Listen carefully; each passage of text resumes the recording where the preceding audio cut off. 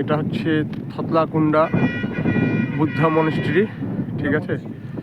এটা হচ্ছে দেখো এখানে ছোট ছোট আগেকার দিনে পুকুর, 2300 বছর আগে। দেখো 2300 বছর আগেকার করে রেখেছে। দেখো কত সুন্দর সুন্দর ছোট ছোট জিনিস করে রেখেছে।